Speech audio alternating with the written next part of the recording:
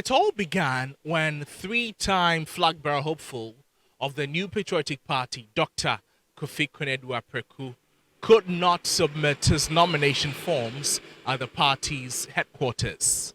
The economist, who was the first person to arrive at the headquarters in an attempt to submit his nomination forms, was turned away by the party because, according to them, he did not present a full package of the requirements. When forms are submitted by prospective candidates, it is for us to look at them and make sure that all fields are done, make sure that all attachments are included. And so when Dr. Appraku came, there was discussions and so he has had to go back and come again to submit full documents to complete the filing process. And so it must not be carried out there that the party has rejected his nomination forms. While the team waited, Dr. Friakoto arrived. Upon inspection and successful process, the former Greek minister, just like all other aspirants who submitted their nomination forms, was handed a copy of the party's constitution with a call to embark on a clean campaign. Dr. Akoto, speaking after submitting the forms and reiterating his quest to revamp the economy through agriculture, took a jab at the vice president, accusing him of busing supporters to the party's headquarters to submit his nomination forms. Say here that everybody who has come here, including representatives of farmers, are here on their own accord. You can't see any bus or any big commercial vehicle bringing in people to come and support. People have come on their own volition and of their very tight conviction.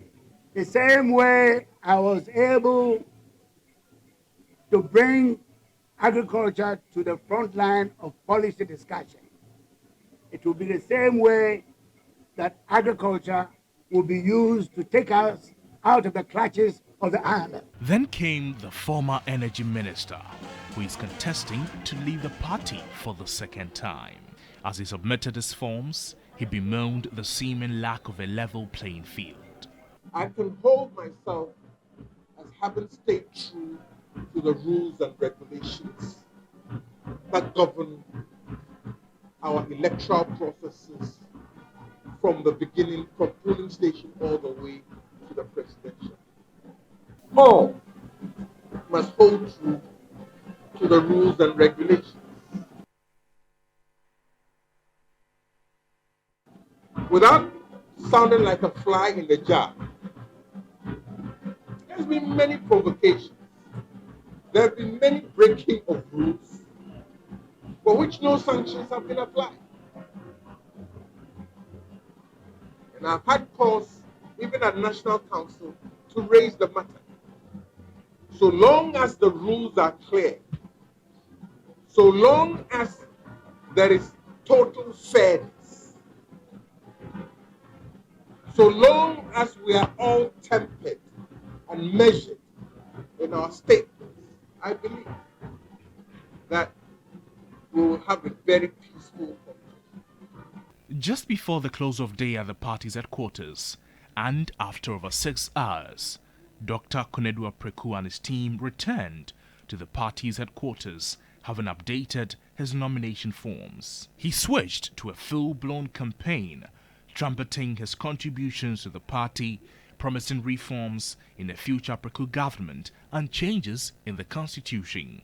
After 8 years that I would have left office, we will have election, competitive election in selecting regional ministers, competitive election in these, and also to scale down the size of government, diversify our exports, and many others. When asked about what may have gone wrong earlier with regards to his nomination forms, he explained it was nothing major. There was no problem. There was a document that we did not receive that required us to send, include in our document our vision. And it wasn't, we did not know about it. We didn't ignore it, but we just did not know. So we did not bring the document, and they asked us to go and bring it. We brought it, and everything is okay. Well, as it stands, 5 down, 6 to go in this very heated contest of the NPP. Noble Crosby Annan, NPP headquarters.